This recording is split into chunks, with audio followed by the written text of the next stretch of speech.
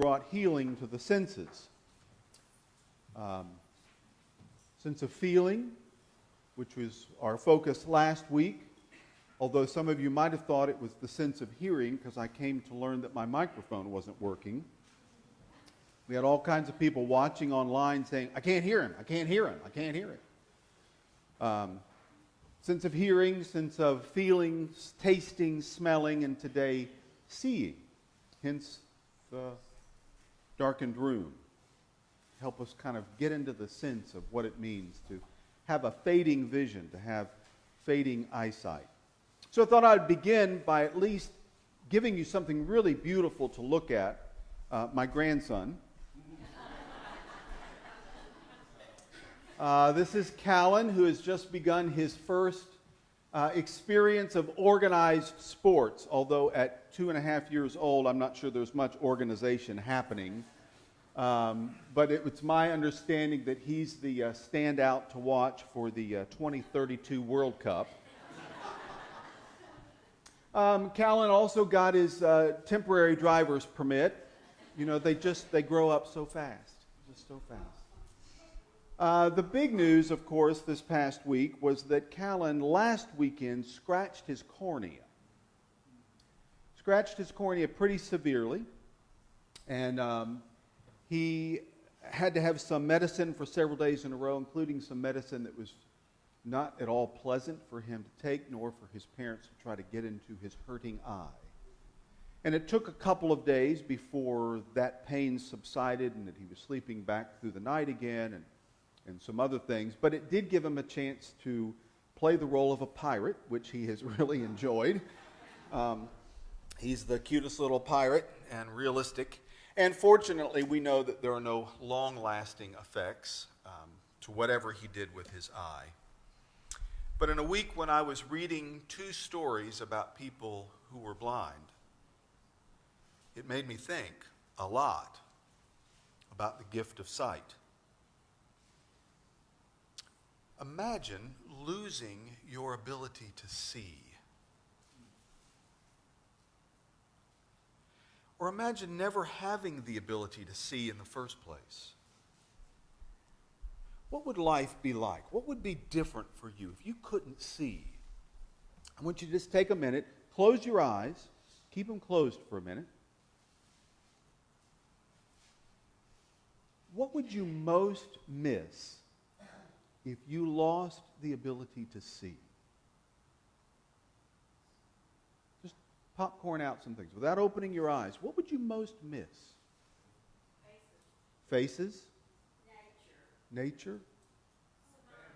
Smiles? Yes. TV? Colors? What else? Yes. Reading? Yes. Sorry, I missed it. Independence. You see how dependent we are on our eyes? We take them so for granted. Mark begins a section of a journey of Jesus. He is going to be leaving parts of Galilee and slowly but deliberately working his way toward Jerusalem. And Mark is a wonderful storyteller. He brackets the beginning of Jesus' journey toward Jerusalem and the end of that journey as he nears Jerusalem and the cross that awaits him with 2 stories of people who are blind.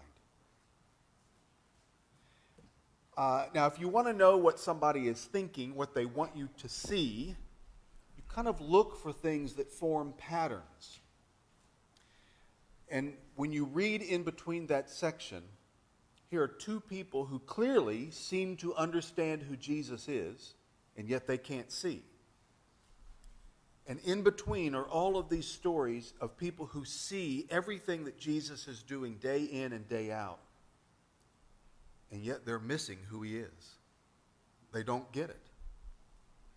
2 people who cannot see, and there is so much to see in these stories, so much it's even hard for me to know where to look first or where to point your attention to. So let's just start with the first story, the story of the man who is blind, whose family and friends bring him to Jesus.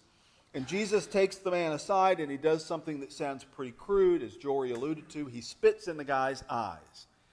Now that sounds like a pretty rotten thing to do, to give some indignity to somebody who's already suffering enough. But in Jesus' day, there was a belief that spittle actually had some healing power to it, especially the spittle of very important people.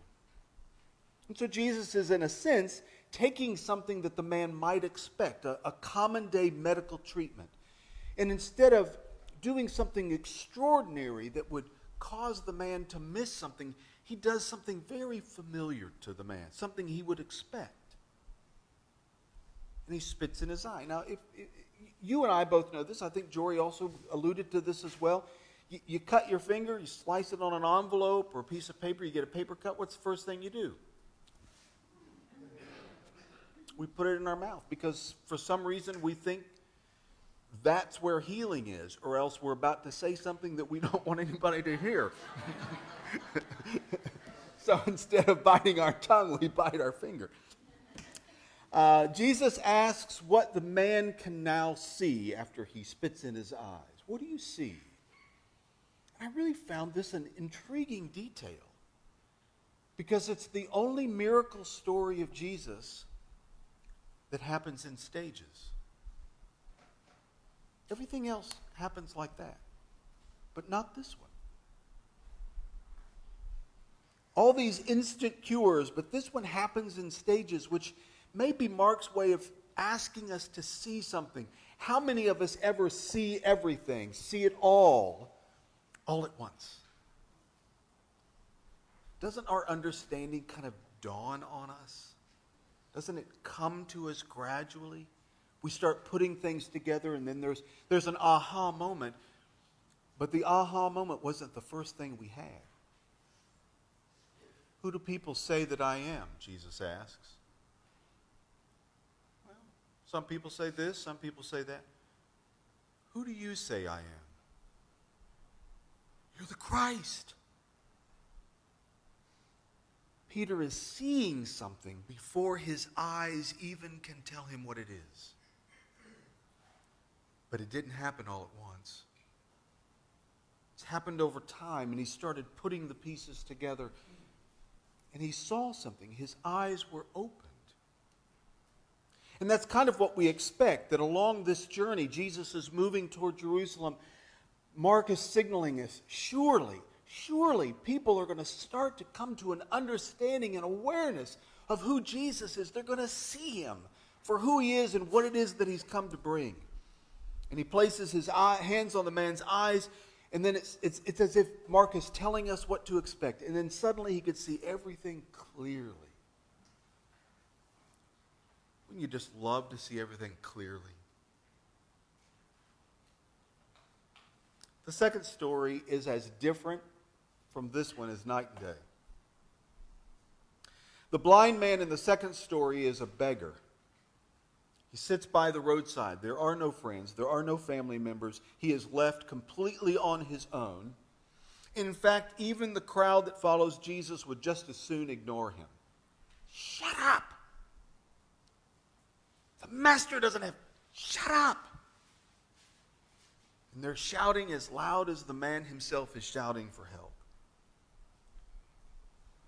It's an awful picture that Mark wants us to see. How sometimes we can be absolutely inhumane to the people who most need us. The crowd doesn't want to pay him any mind, but Jesus hears and he sees the man, and he calls out for him and asks people to bring the man over to him. And unlike in the first story, this blind man has a name.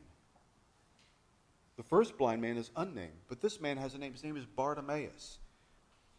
And I thought, that's an interesting detail to see. What would Mark want us to see in that detail? And I learned something new. I saw something new in the story this week because I had always associated Bartimaeus' name with one way of understanding it in the Hebrew. The word tamao is the word that means to honor. So when they say that he is the son of Timaeus, It is as if he is saying bar, which is Hebrew for son. He's the son of honor. But where is he sitting? Any place but the seat of honor. He is dishonored. But then I learned that there's another possibility, and that is that his name is a form of that which is defiled. And so nobody wants to pay any attention to the man who's defiled. Do you remember the story of the man who was born blind? Who sinned?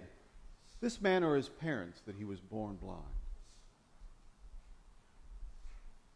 Let's push him far away. Let's find a reason to explain why he has the condition he has, and let's keep him far from us so that we don't get it. So Timaeus has his son pushed away out of the city to the side of the road. And yet Jesus takes the time to see him, to hear him, to call to him, to bring him over. And then there's the second detail that Mark adds about Bartimaeus. When he hears that it's Jesus who is coming, he calls out even louder over the cries of the crowd trying to silence him, "Jesus, Son of David, have mercy on me." Isn't it odd that the blind man is the one who really sees who Jesus is? He gets it. And the crowd doesn't, the disciples don't. It's the blind man who sees Jesus. In fact, between these two stories of sight restored are stories of people all around Jesus, the disciples being the keystone cops who lead the bunch, simply do not understand what they are seeing or how to take it in. So it is the blind, the beginning and the end of the story, who lead the blind to a place where they can see. And when we see, when we can grasp it, seeing really is a miracle. Now, to understand just how much of a miracle that is, I called our resident optometrist, Gene Popham, and I said, "Gene, can you come and talk to us today about what it means to see? Can you give us, in less time than it took you to go to medical school to learn it, what is it about the eyeball? What makes it a miracle?" Well, because it lets us see miracles, for one thing. Okay. You know, God's world, basically a miracle if you get to thinking about it. Without the eye, I don't know what life would be like. I haven't seen many blind people when I was in practice. In practice a couple of years, 48 really. But guess what blind people are doing? What? Sitting home listening to the radio. So they don't get out much. But I saw a lot of people with low vision and blind in one eye, needed a help. But when you asked me if I would get up and talk today, I thought about what I used to do with Glenda's class when she was a teacher. And I would get up in front of the class of 4th or 5th graders, whichever, and ask a question like, "Bird, what do you see with?" Wrong. How about it, John? Yeah.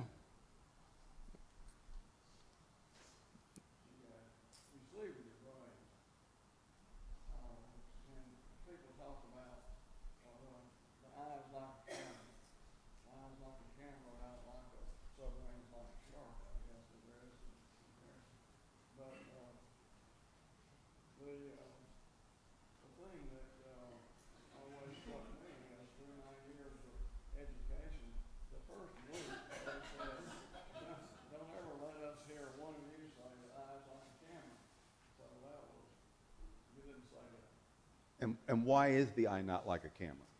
Well, for one thing, the camera can only show you the past. You know, it might be a short past or it might be 100 years, but the camera is what it used to look like. You're seeing what it is now, which is an instant. Which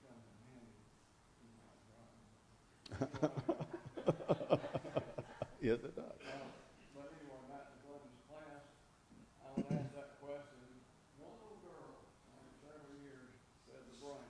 You don't see with your eye and antenna. If you think about your system at home with a satellite dish outside, with a cable coming in, and TV, you don't see the picture on the satellite dish. That's your eye. See the picture on the TV, that's your brain. The cable is your optic nerve. But to think about the eye bringing the camera doesn't cross an eye doctor's mind. Okay, so as an eye doctor then, what is it like to help someone see again? That's the question. When you told me you were going to ask you that, but I had trouble with it. I thought I had a lot to do with it. Most I think about the kids that are not doing well in school, and they come in, they can't see the big E. And I know the school system has what it's checked in, but I guess they fell through the cracks. The mother will say, they passed the school screening, but I don't think you can see. And so he said, man, sure enough, you can't see. And oddly enough, the little brother that passed the screening is the one that needs the help. Sometimes around. I think about the example you gave about Jesus and healing that first fellow. I had a patient one time, and I was with a lady. She came in and he was brought in with a helper on both arms, pitch black blind. Couldn't see a thing. And he was a mechanic, and a battery blew up in his face. And I expected when I got him back after I heard what was going on, I wanted him to look how acid burned and all this. And I go in with my initial quick look and didn't see anything wrong. So I looked at him in the microscope. There was nothing wrong with him. So I sat there and thought to him. He said, you know, my life's going to change after this. Started talking to I was nothing wrong with it. And for some reason, I brought out years ago this division called functional blindness.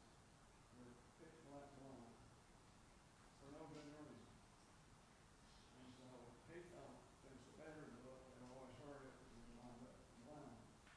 I went and got some simple eye drops, just a little bit, came in and put a drop in his eye, told him to sit there and dim the lights down. And I said, I'll be back in 10 minutes, and you'll be just like you were before it happened. And sure enough, I went and sat down in the room, and what am I supposed to do? And I said, went back in, turned the lights back up, and I said, now look up and tell me what you see. I had a chart on the wall, and it was the whole chart. Wow. So, that's the reason I tell you that the brain gives you your vision. And your vision has to be made up of receiving that light from the satellite vision of your eye and interpreting what you see. And a lot of children look at newsprint and textbook print and whatever, it's almost like dyslexia, but not exactly. They just can't explain it. So that takes some time to work out, and that's another field. But my job was to help them see that weird. If I didn't do it. You did. Tell him thanks.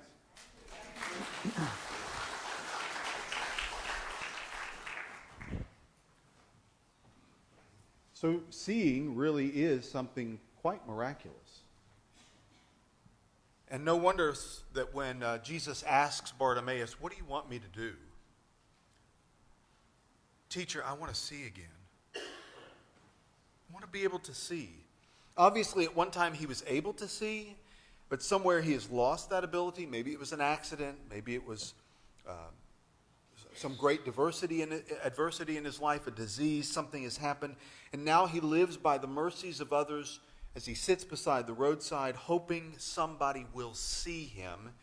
And Jesus does. And while the others may see a beggar, it is only Jesus who sees more. When he looks at him and hears what he has to say about what he believes about Jesus, what he has to say in his simple request, "Teacher, I want to see again. I think you are the option for making that happen." Jesus is the one who sees the miracle. It is faith, because it takes great courage to see again. Think about that with me. There are things that I would just as soon never see.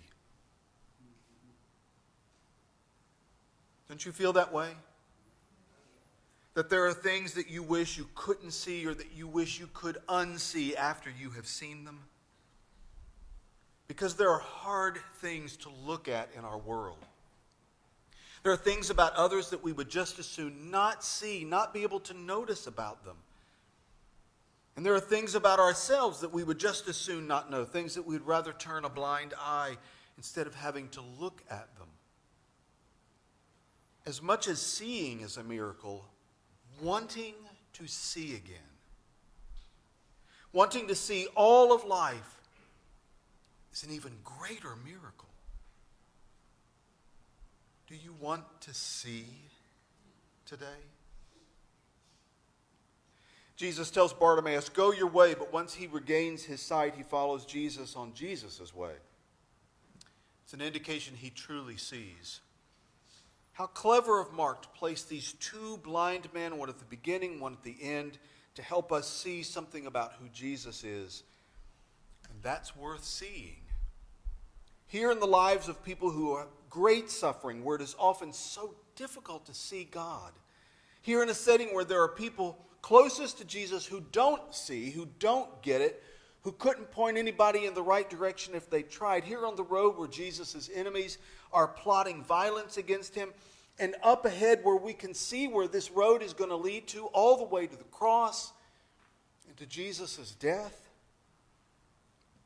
Where we will want to shut our eyes and pray we will never have to see this ever again. And here's where two blind men whose eyes are opened remind us, if you're going to see, you got to look through Jesus as your lens. It's the only way to look at life. To keep watching him and learning from him and allowing him to open our eyes to what we're seeing around us. Even at the cross, even at the place where we want to shut our eyes, to keep looking, because it is the blind men who will tell us where to keep looking, to keep our eyes open and on Jesus. Because if we'll do that, then out of the darkness, Jesus will find a way to bring resurrection, to bring new life, to restore faith, to offer us hope, and to give us love. Bartimaeus has given us the perfect prayer to keep with us, to stay at the start of every day when the sun shines bright and warm and looks like all the possibilities are ahead, and on the days that you look out the window and it's already dreary and dismal. It's the perfect prayer to say when we see the faces of our loved one and our grandchildren, our children, our close friends, all of the people we want around us, and to say when we see the beggar on the roadside and when we see the single parent who struggles with their child in the grocery store, or the refugee who's fleeing violence and is looking for a safe place to live again, or the tragedies that cause our hearts to break and leave us with eyes closed, head lifted to the heavens. Where are you, God? To pray, let me see again. To pray, keep my eyes and heart open so that I can see you, Jesus. And so even when the way is dark, you become the light for my path. May it be so for us. Amen.